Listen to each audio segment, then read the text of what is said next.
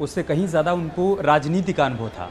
तो नेताजी को ये मालूम होता था कि किस खबर पर किस तरीके से रिएक्ट करना है, किस सवाल पर किस तरीके से रिएक्ट करना है। तो कभी वो आपा नहीं खोते थे।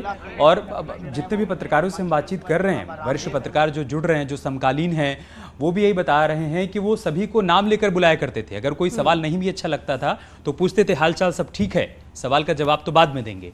तो उनको मालूम होता था कि किस सवाल का सामना किस तरीके से करना है और उस पर किस तरीके से रिएक्ट करना है। कुछ दिनों पहले मैंने एक रिपोर्ट देखी थी, किसी पुराने चैनल की रिपोर्ट देखी थी, जिसमें मुलायम सिंह यादव उस वक्त मुख्यमंत्री थे, वो बैठे थे और उनके सामने एक सरकारी स्कूल के बच्चे, और इसी बीच ये तस्वीरें भी अपने दर्शकों को बता दें इससे पहले कि मैं इस बात को पूरा करूं।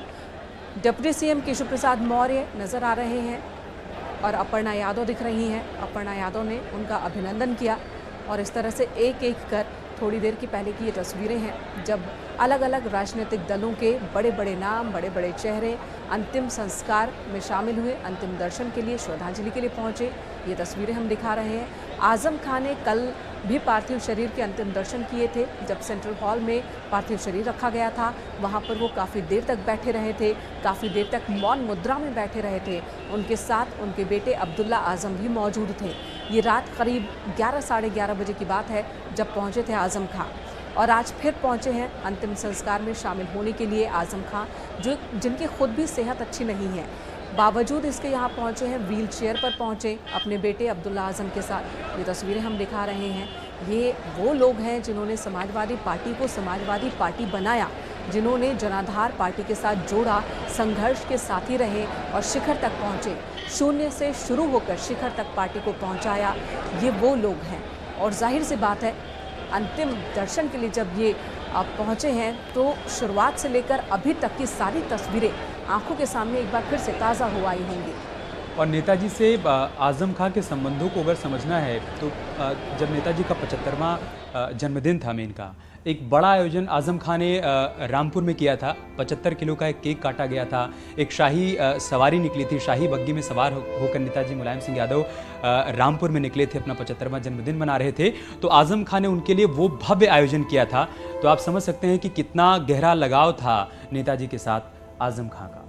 हालांकि उन्हीं आजम खां को समाजवादी पार्टी से बाहर भी किया था मुलायम सिंह यादव ने। ये वाकया उस वक्त का है जब कह सकते हैं कि अमर सिंह के कहने पर शायद ये फैसला लिया गया था, लेकिन बाद में उन्हें इस फैसले का पछतावा हुआ, जो बात खुद मुलायम सिंह यादव ने स्वीकारी थी।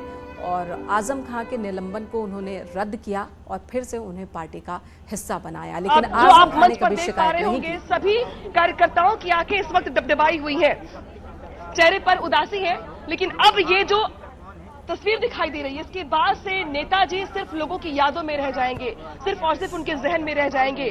क्योंकि जिस तरीके से अब अंतिम दौर में मुखाग्नि देने का जो कार्य है वो शुरू होने वाला है, इसके बाद से अगर बात की जाए तो नेताजी की समाधि यहाँ पर बनाई जाएगी। हालांकि कुछ लोग ये भी कहते हैं कि यहाँ पे मंदिर बनना चाहिए, खैर वो उनके अपने भाव है, लेकिन फिलहाल जो अगर बात की जाए अंतिम संस्कार की, तो उसको लेकर के पूरा परिवार, पूरा कुनबा समाजवादी पार्टी और हजारों की संख्या में कार्यकर्ता, उनकी मौजूदगी यहाँ पर है।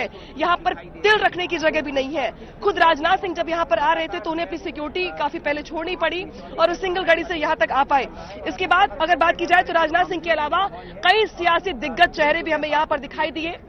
बिहार के डिप्टी सीएम तेजस्वी यादव भी यहाँ पर मौजूद रहे। इसके अलावा बहुत सारे नेता और भी जो यहाँ पर पहुंचे हुए हैं। सभी चाहते हैं कि ये जो मौका है, इस मौके पर समाजवादी पार्टी परिवार को ढांढस बंधाते हुए एक ऐसा चमकता सितारा सियासत का जो आज गुम हो जाएगा, उसकी अंतिम विदाई के मौके पर सभी अपनी उपस्थिति दर्ज करवाना चाहते हैं और सभी इन लम्हों को, इन तस्वीरों को हमेशा के लिए अपनी आंखों में, अपनी यादों में भर लेना चाहते हैं। और ये देखिए बड़ी खबर यह है यहाँ पर कि जिस तरीके से मुलायम सिंह यादव रक्षा मंत्री रह चुके हैं, तो पूरा प्रोटोकॉल के साथ उनकी अंतिम विदाई हो रही है। लिहाजा रक्षा मंत्री के साथ साथ सीडीएस भी जो है अब वो उनके भी यहाँ पर पहुंचने की खबर है। इसके अलावा अगर बात की जाए तो कई और बड़े चेहरे हमें यहाँ पर दिखाई दे रहे हैं जो पंडाल में नहीं पहुंच पाए थे। दरअसल जो वक्त था अंतिम संस्कार का, वो समय था 3 बजे का।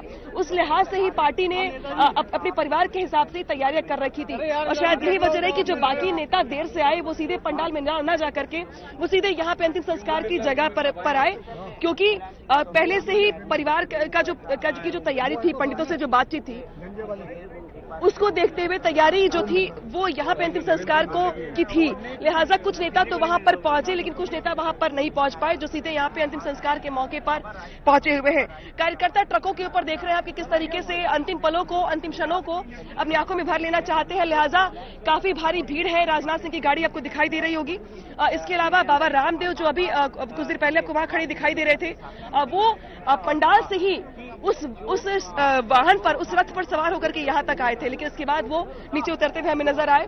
इसके अलावा यूपी सरकार के तमाम पूर्व मंत्री जिनको मुलायम सिंह यादव ने राजनीति का कखारा सिखाया, अपनी सरकार में मंत्री बनाया, इसके अलावा एसपी सिंह बघेल वो भी यहाँ पर आए हुए हैं। वहीं एसपी सिंह बघेल जिन्होंने 2022 के चुनाव में अखिलेश यादव के सामने दावेदारी की थी, लेकिन कहा जाता है कि राजनीति में ना कोई परमानेंट दोस्त होता है और ना ही कोई दुश्मन, सिर्फ प्रतिद्वंदी होते हैं। लिहाजा एसपी सिंह बघेल ने अखिलेश यादव के खिलाफ चुनाव लड़ा तो हर बार वो ये कहते हैं कि अगर अखिलेश यादव मुलायम सिंह यादव के बेटे हैं तो मैं उनका शिष्य हूँ।